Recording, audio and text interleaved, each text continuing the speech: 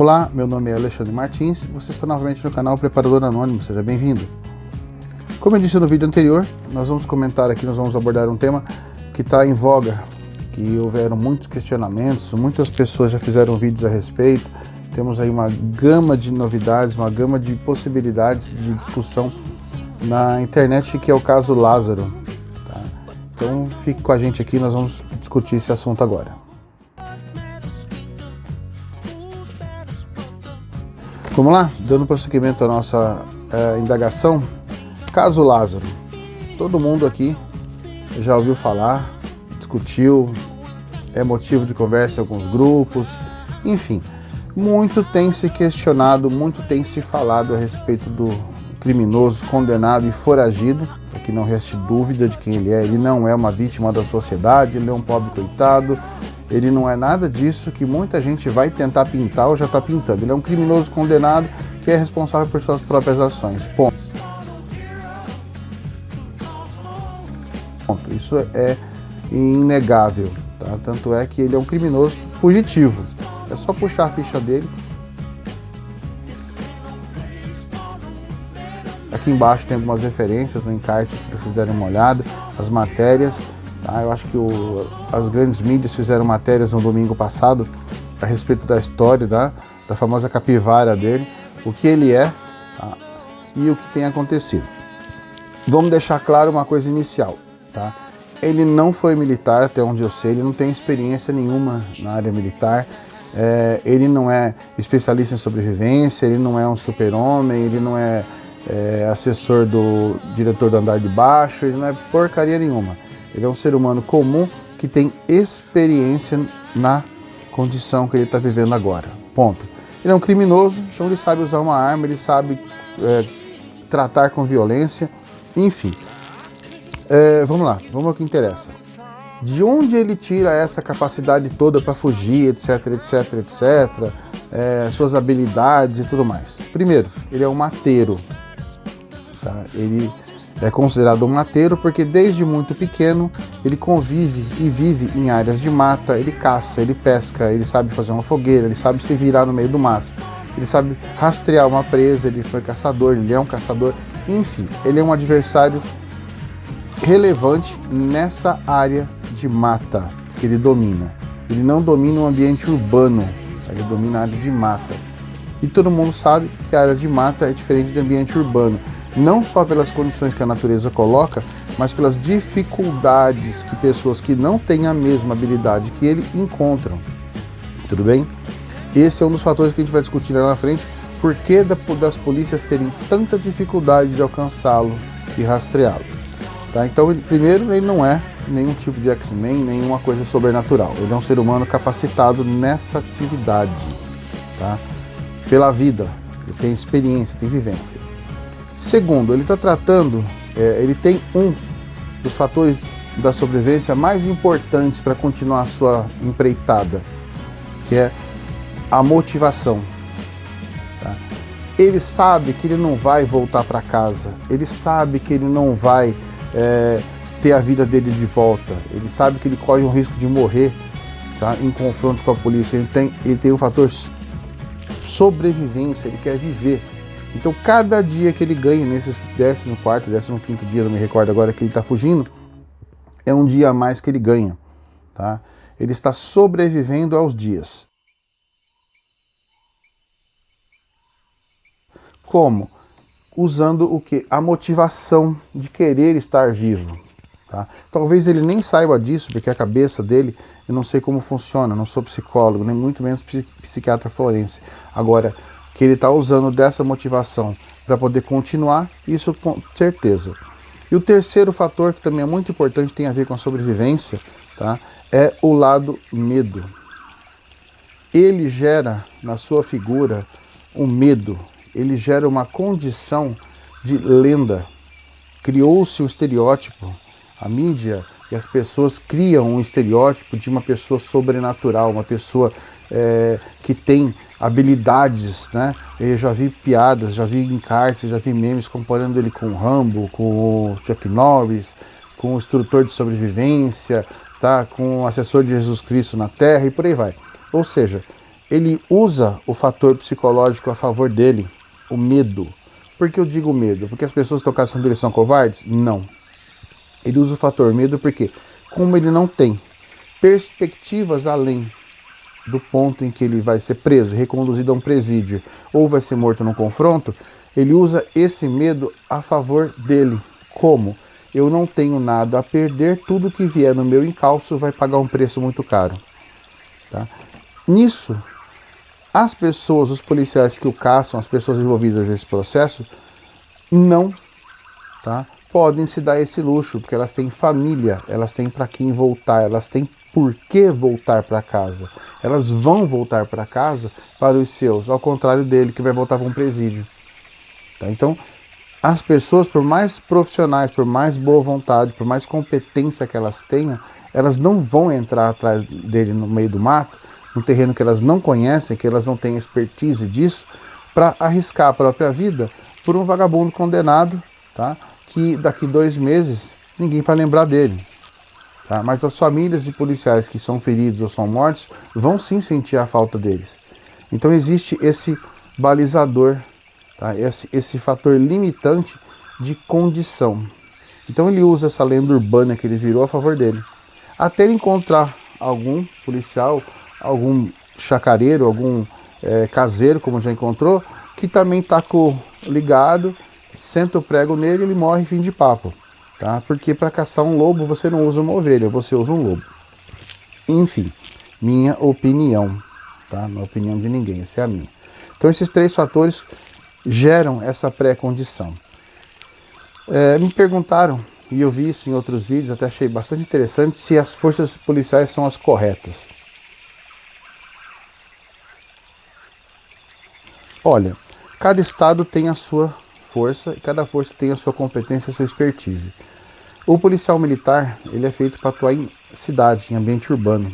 Ele não é um policial feito para trabalhar em área de mata. Existem especializações para isso. Existem as batalhões ambientais, existe o comando de operações especiais, existe o comando de busca, existem os bombeiros, enfim.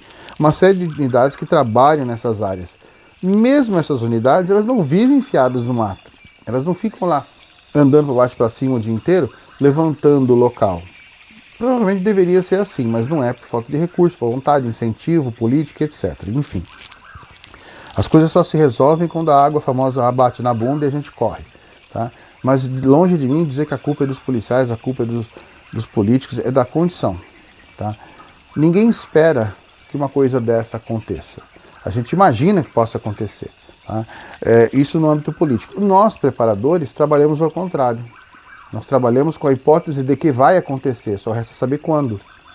Então nós teríamos essa visão. A segurança pública não é assim que funciona. Tá? A segurança pública ela existe para quê? Para que sejam feitas e cumpridas as leis do Estado e mantida a ordem na sociedade. Ela não foi feita para que você se sinta seguro dentro de casa. A sua segurança é responsabilidade sua, nunca deixou de ser. Tá?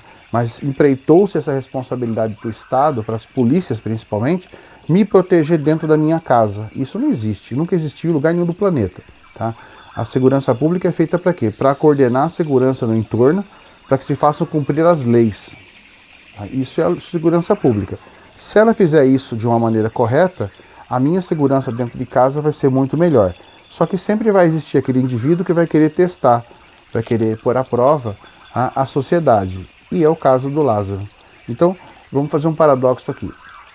Todo mundo sabe a minha posição sobre armas de fogo, não preciso ficar questionando aqui. Tá? Defender a mim, a minha família, a minha propriedade é obrigação minha, não do Estado. Tá? Eu tenho que fazer isso com competência, qualidade e segurança dentro do estrito direito legal. Ponto. Isso é inquestionável. Agora, aonde foi que ele entrou? Aonde foi que ele conseguiu êxito? Em locais onde ele não teve resposta armada de volta. No local que ele teve resposta armada, até onde eu sei, o caseiro que atirou nele feriu ele. Né? Ele pode até ter morrido já, em alguma vala, em algum buraco no meio do mato, que vão achar ele daqui a pouco quando ele começar a feder. Tá? Quando você vai, como eu disse lá atrás, caçar um lobo, você não usa uma ovelha, você usa um lobo. Somente uma pessoa armada de boa índole vai parar uma pessoa armada de má índole. Você não para uma pessoa igual ele com palavras. Não adianta você levar a mãe, a esposa, a família lá, que ele não vai respeitar. Tá? Ele não respeitou mulheres anteriores, ele não respeitou famílias anteriores, ele não respeitou o direito de ninguém anteriormente. Por que ele vai respeitar agora? Tá?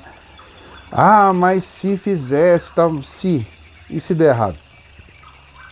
Se porventura ele surta e atira em alguém? É a responsabilidade de quem tomou a decisão. Então isso não vai acontecer. Tá? Ele é uma pessoa extremamente perigosa, ele humilha as pessoas, a cabeça dele funciona de uma forma diferente da nossa, ele é o que a gente chama de psicopata. Isso não sou eu que digo, isso é a medicina forense que fala disso. A psiquiatria forense. Não sou a pessoa mais indicada para dizer o que ele é ou deixa de ser. Né? Quem diz isso são as ações dele. Agora, que existe a necessidade premente de impedi-lo, botar um fim nisso para que as pessoas voltem a viver sua vida normal, isso é inquestionável. Mas eu tenho sido questionado sobre o seguinte: e como que ele consegue fazer tudo isso? Com aquilo que eu disse, experiência, vivência na área de mata. Ele tem aquilo que nós almejamos, experiência. Ele viveu aquilo desde criança, numa condição de vida em que ele sabe caçar, ele sabe pescar, ele sabe rastrear uma presa, ele sabe dissimular seus rastros. Ele mostrou isso quando ele anda por dentro de córregos para despistar os cachorros, diminuir o seu rastro. Ele troca os pés do chinelo para inverter a pisada, para dificultar o raciocínio do que tem rastreando ele. Ele estava ferido, ele entrou numa casa, lá ele se limpou, tomou banho, escovou o dente, se cuidou, saiu daquela casa, foi para outra casa se alimentar.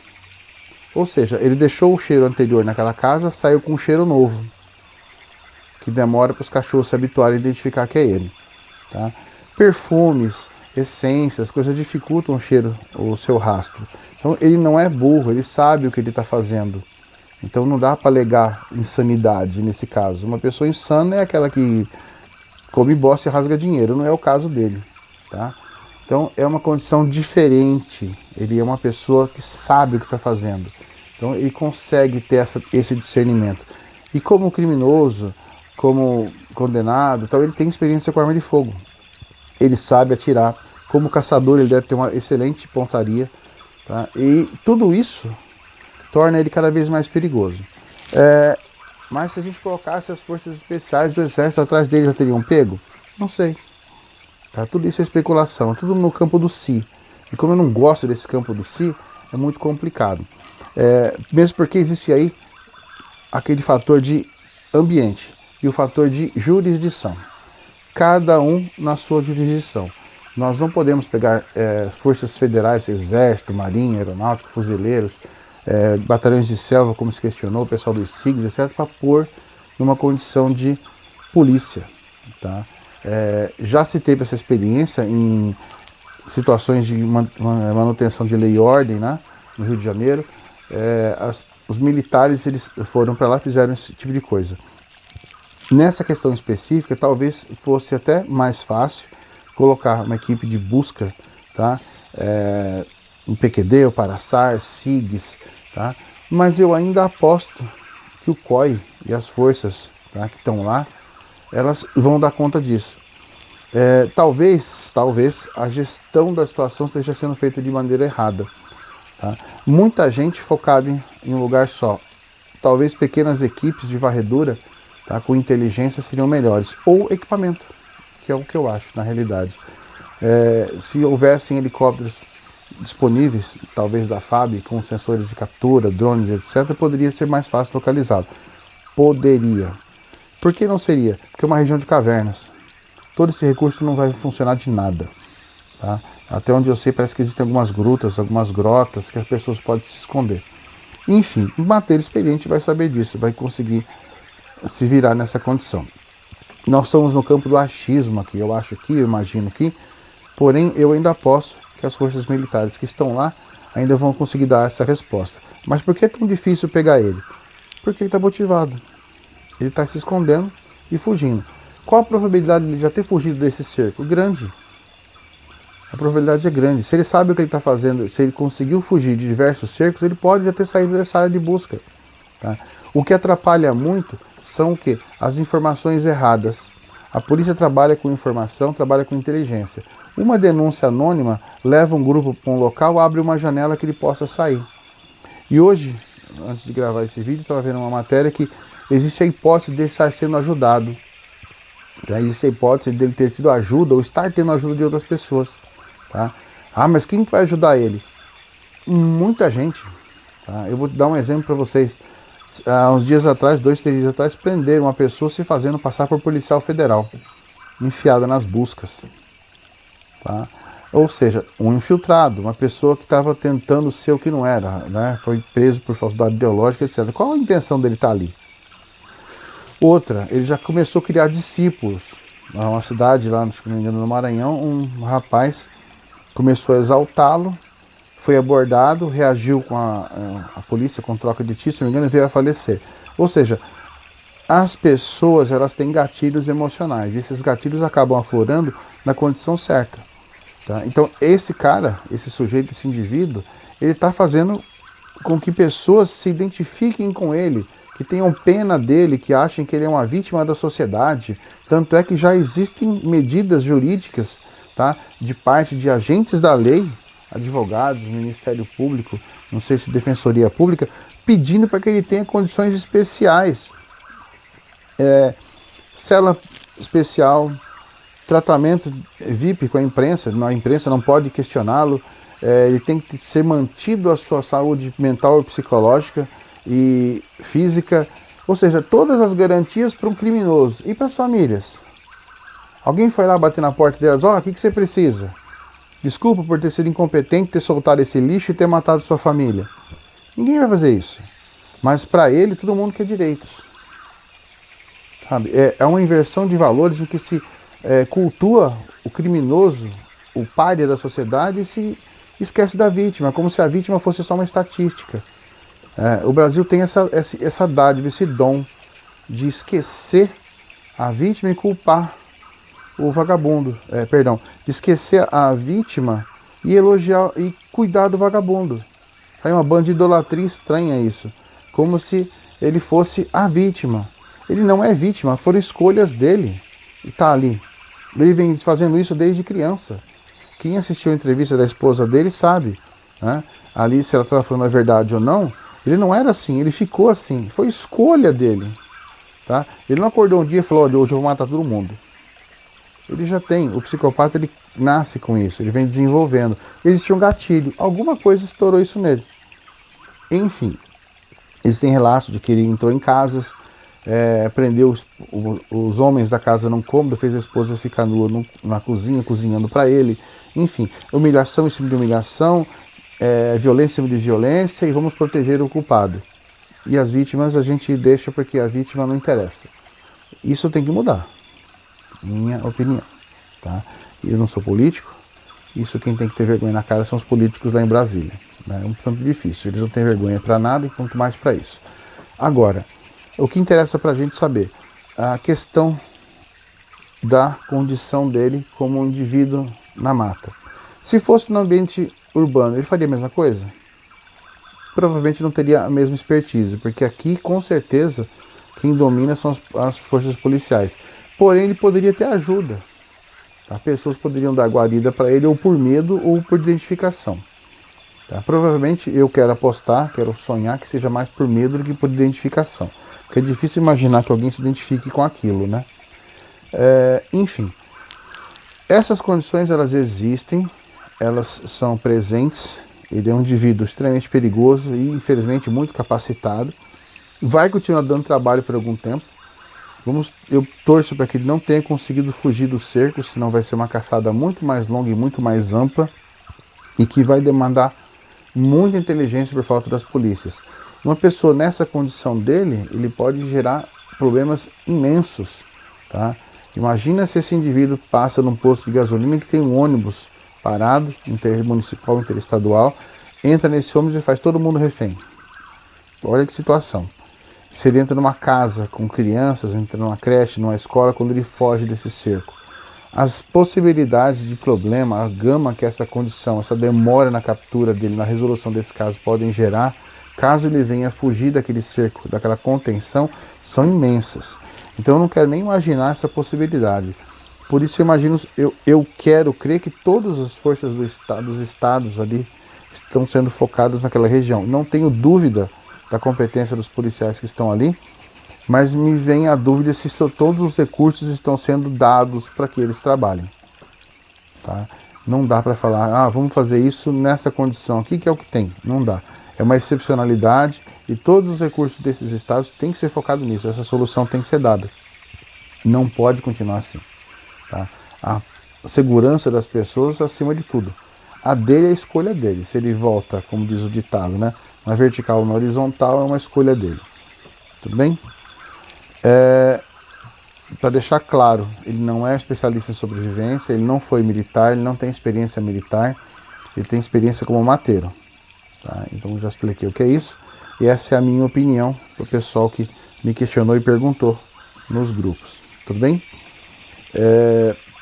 Desde já, eu agradeço a atenção de vocês, peço que vocês curtam, compartilhem, acionem o sininho aí, divulguem nosso trabalho, comente aqui embaixo o que vocês acharam desse assunto, dessas explicações, se vocês concordam ou discordam, a opinião de vocês é o que faz esse canal rodar. Tudo bem? Agradeço de coração a atenção de vocês. Meu nome é Alexandre Martins e você está no canal Preparador Anônimo.